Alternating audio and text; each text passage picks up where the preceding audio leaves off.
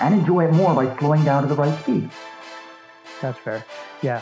In your experience, in your research, I saw that you dove into a couple of industries or even cultures that are embracing the slow movement, as you said, the food industry or the health industry. What can we learn from them? Let's say we start with the food industry. What can we learn from them? Well, you mean what can we learn from them in other fields of activity or just within food Let's itself? start with within food. Yeah. Well, I think that we sacrifice a lot when food gets too fast, and it is too fast now, especially if you think of industrialized farming, industrialized food production. We eat fast, we cook fast, right? Things go in microwaves. We're often eating while we're doing something else, and a lot of food that we consume comes from high speed, high turnover industrial farms. It doesn't really taste of much. It's lost a lot of its nutritional value, and that kind of farming tends to be pretty bad for the environment. So that's the bad news, right? The good news is if you take things down a notch, right? If you start slowing things down and you take more time over the way we cultivate, cook, and consume our food, then everything gets better, right? It's a better deal for the Mother Nature. It's a better deal for our waistlines, better deal for our nutrition input, but it also brings a lot of joy to it as well, right? Suddenly food becomes something to light you up rather than fuel to push you on to the next activity on your to-do list, right? And a big part of food, when you look at the slow movement in general, I don't think it's any surprise that food or slow food was one of the first rumblings of this slow revolution, right? Because food is such a basic and fundamental human act. Every day, 3 times a day, maybe more, sometimes for some people less, we got to stop and we've got to eat, right? That's just what it is to be a human being.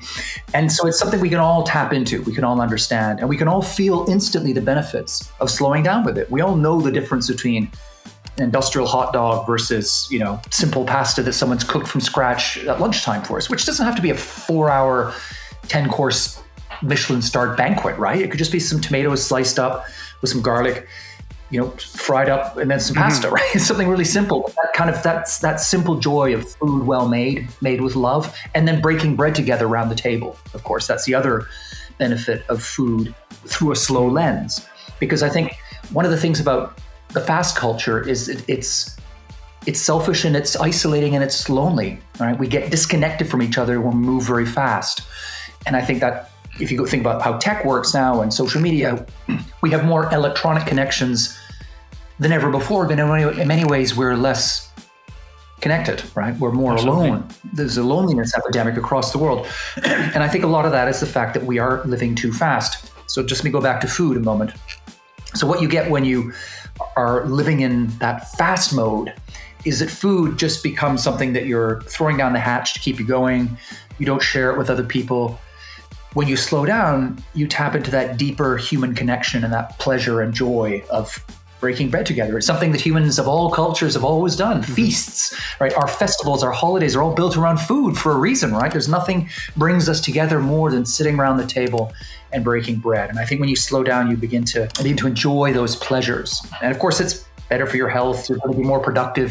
All the other stuff that, is good for the bottom line will flow from taking a slow approach to food. Yeah, I think you saying this, how you talked about the food industry, fast food industry, don't fall for that and ultimately come to the table and just talk amongst your friends and family.